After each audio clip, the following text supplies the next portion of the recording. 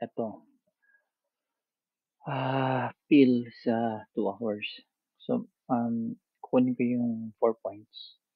So, 1, 2, 3, and 4, right? Then, kunin ko yung hedge mode niya.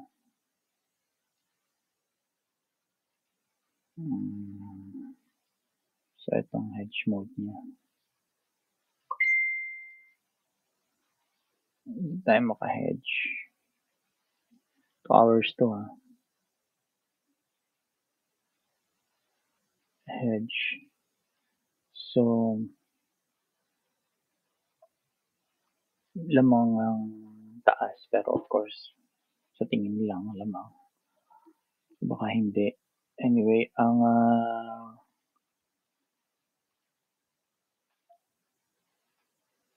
ito ang kanyang Elliott.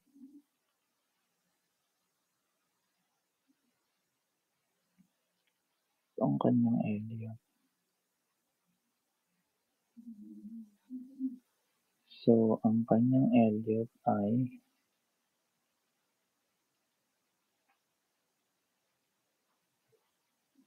samahan natin yan ng hahanapan natin ng harmonic. Pero so ngayon, concentrate lang tayo dito kay Elliott. So, ito si Elliott.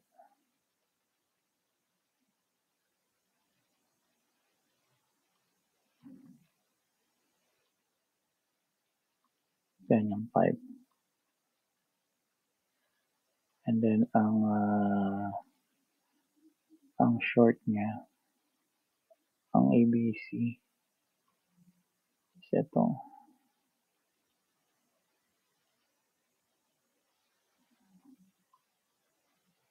Atin. ABC. So, itong 1 niya. Yan. Elliott, ABC. 1. So, ito isang technique ng pullback. 0.25 tatama.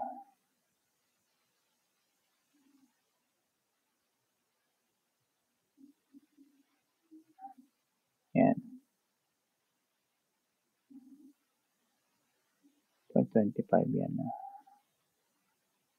Kung may pullback yan dyan. So, ang gawin mo na lang is kunin mo to.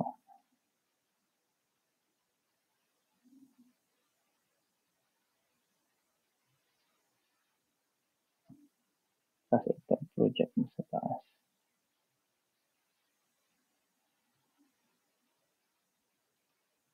Itong target natin. Estimate lang yan. Estimate lang. Katuwaan lang. Target. Yan. Which is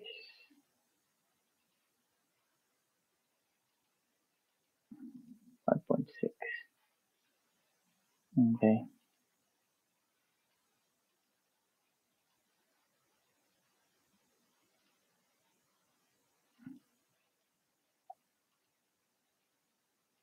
Puro man target to eh. Sa pullback. So, yan. Yan ang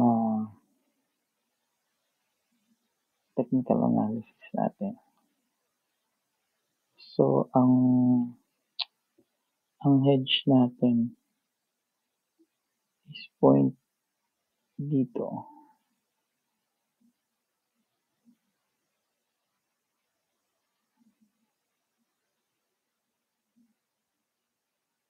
Point dito.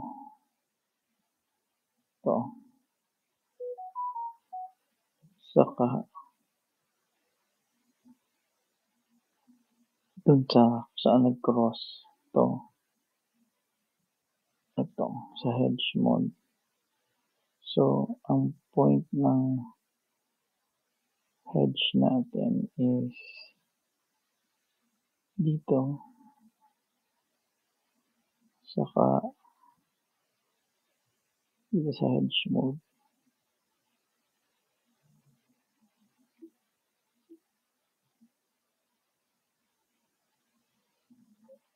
Yan. Hedge mode area.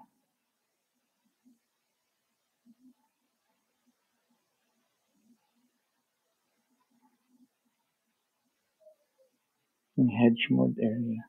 Tapos ang breaking support is from dito sa leg 2.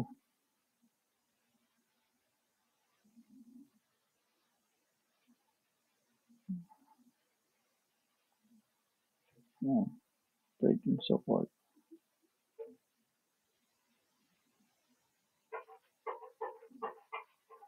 Ito. O, yan na.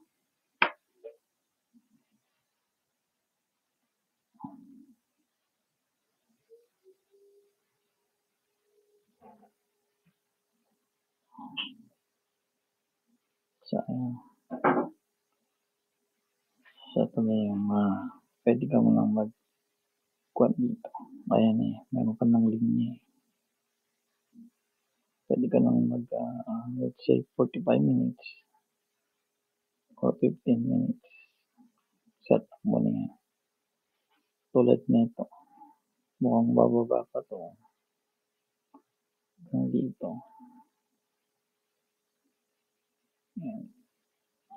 Tingnan natin. Yeah, pwede hanggang dito na lang yan. Pinakamaganda dyan. Diyan. Ano pinakamaganda dyan? Basta nabasag niya na yan.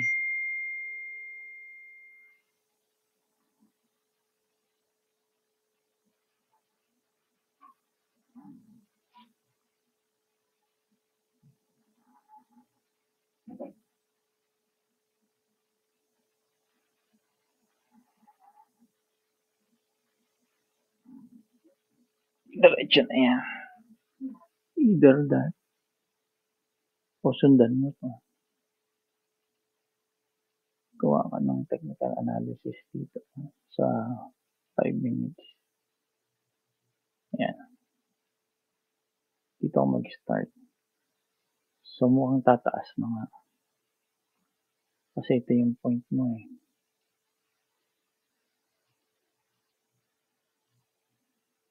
1, 2, 3, and 4. Okay. Tingnan natin kung ano nangyari. Hanggang dyan lang.